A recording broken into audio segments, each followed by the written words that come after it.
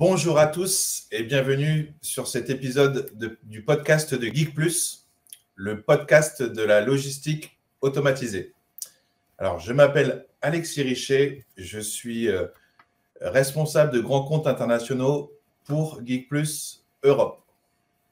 Alors, dans l'épisode d'aujourd'hui, on va pouvoir discuter de la robotique dédiée à l'intralogistique, de ce que sont les AMR, donc les Autonomous Mobile Robots ou les robots mobiles automatisés, mais aussi de tout ce qui se passe dans cette industrie et ce qui va arriver à moyen et à plus long terme. Sans plus un mot, laissez-moi vous présenter mon invité du jour, qui est Jean-Daniel Cohen. Bonjour, donc Jean-Daniel Cohen, directeur commercial région, pour les régions qui sont la France, le Benelux, l'Allemagne, la Suisse et l'Autriche. Voilà, alors merci Jean-Daniel pour ta présentation. Alors, simplement, dis-nous un peu, qu'est-ce que tu fais à Geek Plus? Qu'est-ce que tu fais au quotidien pour nos clients en Europe? Alors, ma fonction de directeur commercial, avec un premier objectif est le développement de notre activité, le développement de nos ventes à travers l'Europe, bien évidemment en mettant en avant notre gamme de solutions, notre gamme de robots, dédié, comme tu l'as dit Alexis, à la logistique, à la robotisation, à l'installation de robotisation au cœur des flux logistiques de l'ensemble de nos clients, tant dans le milieu du retail, la pure logistique de nos partenaires prestataires logistiques, comme au sein des usines, pour faciliter le flux des composants dans un domaine de production. Ok, donc du coup, concrètement, la robotique appliquée à l'intralogistique, qu'est-ce que c'est? Qu'est-ce que c'est aujourd'hui chez nos clients? Quel process on robotise? Alors, déjà, je vais revenir peut-être un peu en arrière sur l'apport de la robotique dans la logistique et qui va me permettre d'enchaîner sur pourquoi on est amené à le faire. Alors aujourd'hui, on a un premier apport dans cet univers logistique qui est de faciliter le travail des opérateurs. On va alléger toutes les opérations de préparation de commandes, puisqu'on travaille sur ce qu'on appelle le goods to person, ou les produits, ou le tote to person, où les étagères, les bacs vont venir à l'opérateur, ce qui va permettre de réduire le port de charge, faciliter le contrôle des stocks et, je dirais, par ricochet, une valorisation des métiers de la logistique. Puis le deuxième point, ça va être de travailler sur l'efficacité. On va apporter une certaine efficacité, productivité, je dirais, dans ces flux logistiques. Le troisième point qui pousse nos clients à évoluer dans leur organisation logistique, c'est la densification du stock. Cette volonté et cette nécessité de densifier le stock, d'utiliser maximum les mètres carrés et les mètres cubes, et donc je dirais d'avoir une optimisation des mètres carrés et une optimisation de leurs coûts et de leurs frais au mètre carré. Donc ce sont toutes ces raisons qui aujourd'hui font que nos clients, que les clients passent sur une logistique robotisée et de plus en plus automatisée. D'accord. Et quel est l'avantage des robots, principalement, au-delà des gains de productivité? Alors, l'avantage des robots, c'est qu'il va rouler et se déplacer à la place de l'opérateur.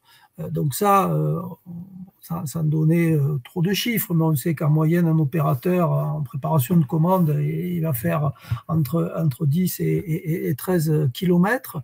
Donc, le robot, lui, va faire tout ce travail-là pour amener les produits directement à l'opérateur, qui va plus se concentrer sur la préparation de commande à elle-même et la qualité, bien sûr, de cette préparation et donc la qualité du stock.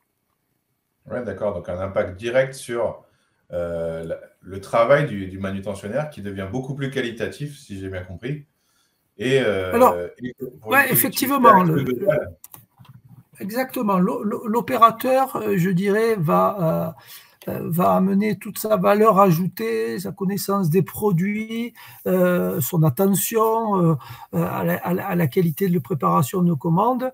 Je dirais, c'est toute son énergie, il va la concentrer sur ces opérations et non pas, je dirais, à dépenser autant d'énergie qu'il le faut pour faire, je vous dis, le nombre de kilomètres d'un opérateur sur une journée de travail. Donc il y a vraiment une concentration de l'opérateur sur des tâches à valeur ajoutée. Et comme je disais en introduction, ce qui permet aussi de valoriser le travail de la logistique en général.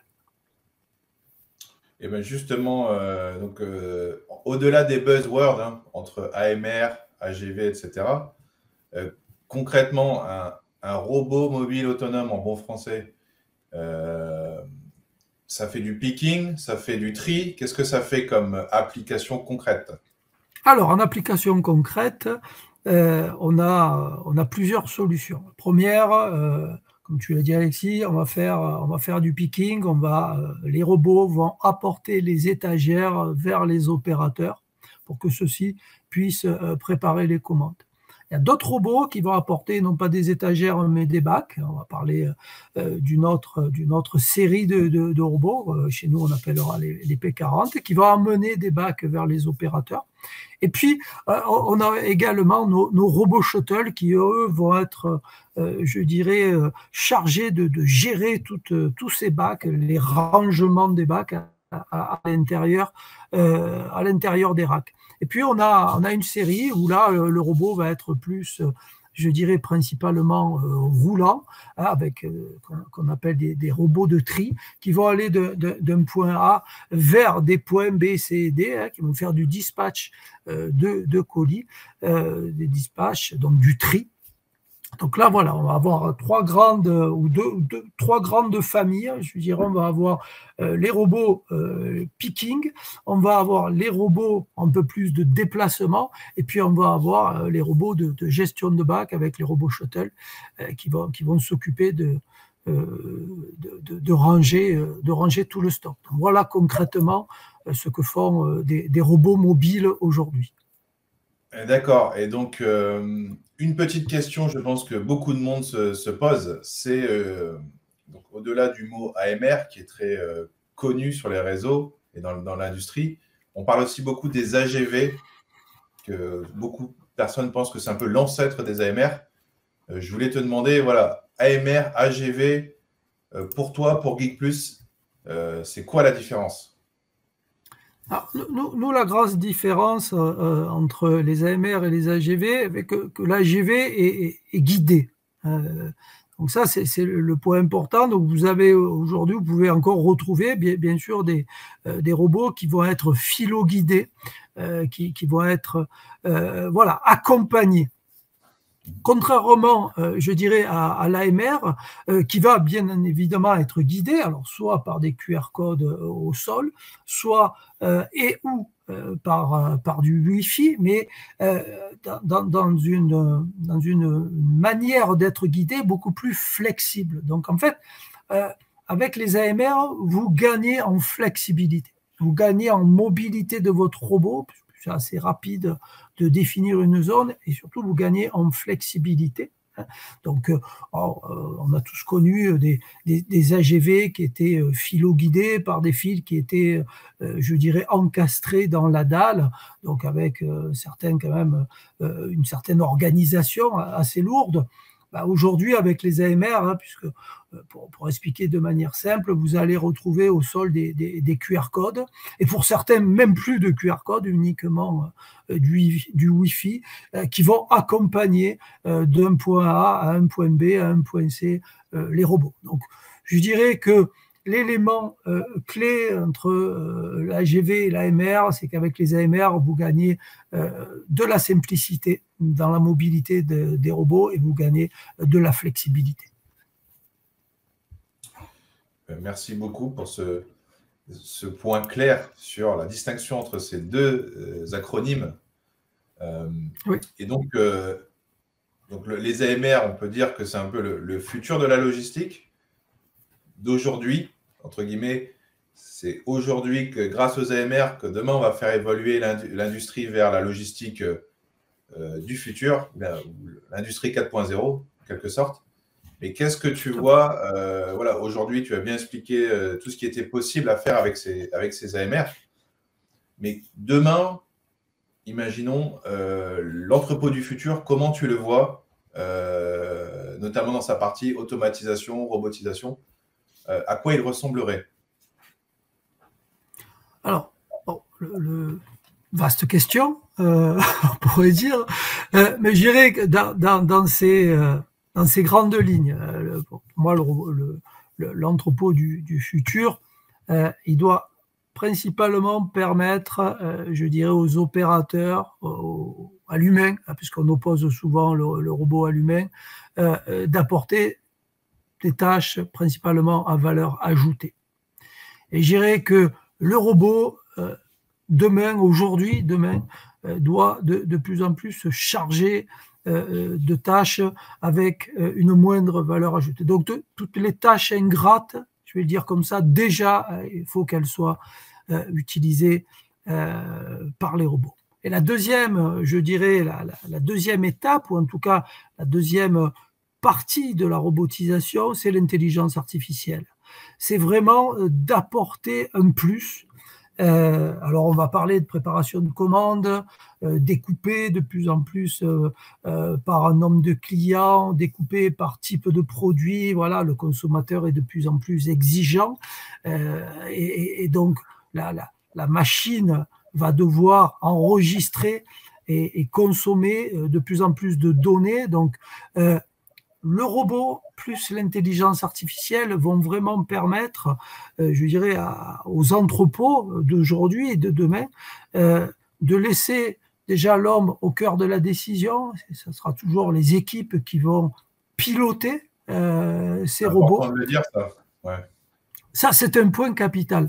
Ça sera pas un robot parfois 100% déshumanisé, on est d'accord. Il y aura des robots, mais l'humain restera indispensable.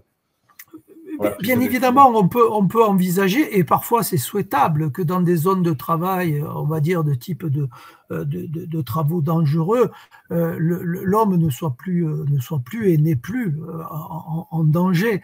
On a tous en tête dans des industries, je dirais, délicates, où les robots, bien heureusement, ont pris la place de l'homme, mais je dirais pour un bien, sur des tâches qui étaient vraiment dangereuses et usantes. L'idée au cœur de la logistique, qui a déjà bien évolué sur les 20-30 dernières années, c'est d'arriver à ce que l'opérateur, ça soit le pilote du robot. Voilà. Donc l'opérateur, il va aujourd'hui pousser un chariot pour faire du picking. Voilà, il avait ses capacités, sa valeur ajoutée, elle était tant physique qu'intellectuelle. Demain, va être beaucoup plus intellectuelle dans cette notion de pilotage, de contrôle des stocks. Et il va se servir du robot pour faire toutes ces tâches-là. Voilà. Donc voilà. Moi, l'entrepôt du futur, je le vois avec des équipes beaucoup plus apportant beaucoup plus de valeur ajoutée, de qualité dans la gestion des stocks, qualité dans la gestion voire même de la production, puisque les robots s'invitent de plus en plus dans les flux logistiques au niveau de la production. La production a déjà bien robotisé son outil de production. Maintenant, les usines s'équipent également de robots pour automatiser robotiser leur flux logistique. Voilà, l'homme est au cœur de ça et reste le pilote de ces robots. Et bien justement, en parlant de pilotage de robots, pour terminer cet épisode, j'avais quand même envie de parler du software, du logiciel. On a beaucoup parlé du hard, donc des robots. Maintenant, la couche logicielle est quand même très importante. Et ben, pour notre audience, je voulais un peu que tu nous synthétises pour cette partie software. Qu'est-ce qui est important de connaître pour réussir une automatisation, une robotisation de son entrepôt? Quels sont les prérequis par rapport aux intégrations logicielles? Qu'est-ce qui est compliqué? Qu'est-ce qui l'est moins? Qu'est-ce que tu recommandes à ce niveau-là? Déjà, ce que je recommande à tous nos clients, mais que je pourrais recommander à tout logisticien qui soit intégré ou pure player de logistique, c'est effectivement d'avoir une gestion d'entrepôt qui lui permette de gérer un maximum ses données. Alors, quand on parle de gestion d'entrepôt, on parle en langage courant dans le milieu de WMS, de Warehouse Management System, donc cet outil qui va vous permettre de gérer votre entrepôt, donc de gérer les références, de gérer le stock, et de savoir à n'importe quel moment quel type de produit vous avez et à quel emplacement. Donc ça, c'est un point important. Pour tout client, c'est d'avoir déjà un WMS, une gestion d'entrepôt qui lui permette d'enregistrer de manière le plus précise possible ces données. Nous, on va venir, notamment pour la préparation de commandes, on va venir connecter à ce WMS un WCS. Alors, on appelle WCS un Warehouse Control System. Voilà. Donc, par comparaison du Warehouse Management System, donc là, on va nous mettre un Warehouse Control System. Ce WCS, lui, va récupérer toutes les informations communiquées par le WMS en disant, voilà, tel client lambda a passé une commande avec telle ligne dans cette commande et tel type de produit. Donc, le DMS, le WMS, il va enregistrer ces informations pour les traiter et donner les ordres au robot. Et là, on va parler d'une troisième couche qui est en parallèle, je dirais, avec le WCS, qui est le RMS, le Robot Management System, le système qui va gérer la flotte de robots. Donc, c'est le WCS qui va traduire les informations du WMS en termes de préparation de commandes, qui va dire à toute la flotte de robots d'aller prendre tel bac avec telle référence à tel emplacement et l'amener sur la zone de picking. La chose étant vraie également en réception. Mais si on fait un petit zoom sur la préparation de commandes, je vais récapituler de la sorte. Vous allez avoir votre WMS. Je ne vais pas parler de ERP, monter trop haut, mais vous allez avoir toutes les données de votre entreprise, les données logistiques qui vont se retrouver dans votre WMS. Ce WMS va communiquer vers le WCS qui lui-même va donner les ordres, en tout cas les instructions au RMS qui, lui, va faire circuler tous les robots en fonction des données qui auront été communiquées par le WCS, c'est-à-dire préparation de telle commande avec telle ligne de produit à amener à telle station de picking. Alors, je ne sais pas si ça a été clair pour tout le monde, mais si on fait un récap du software, voilà, vous savez, en quelques phrases, un WMS qui va être votre gestion d'entrepôt, un WCS, un Warehouse Control System, qui va être le traducteur de toutes les données de votre WMS, qui va traduire toutes ces données au RMS, au Robot Management System, qui lui va gérer l'ensemble de la flotte en harmonie avec la typologie de vos commandes. Et une question bonus pour toi. Est-ce que c'est plus facile de démarrer d'un entrepôt existant pour ce genre d'intégration ou de démarrer d'un site, on va dire, nouveau où tout est à construire et installer? Alors, c'est toujours plus facile de partir d'une page blanche. Mais la force de Geek+, c'est la capacité à s'adapter, sa flexibilité, son évolutivité. Donc, nos solutions, elles sont, je dirais, tout autant pertinentes en ce qu'on appelle en greenfield, quand vous allez ouvrir votre nouvel entrepôt, qu'en brownfield, c'est-à-dire dans une zone déjà occupée et sur laquelle le client a toutes ses contraintes. Nous, on va apporter toute la flexibilité de nos solutions pour faire en sorte que ces contraintes, ça devienne un avantage pour le client et qu'on puisse apporter tout un support logistique à ses clients qui n'ont pas l'opportunité, pourquoi pas dire la chance, d'ouvrir un nouvel entrepôt.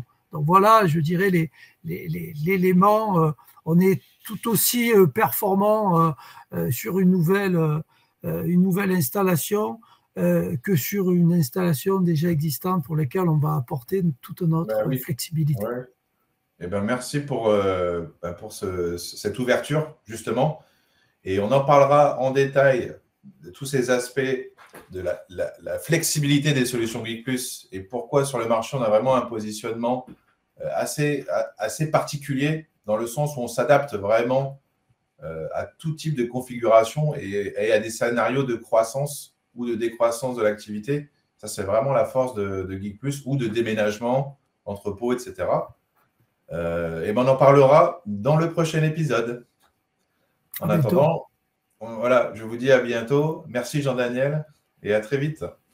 Merci Alexis, à très bientôt.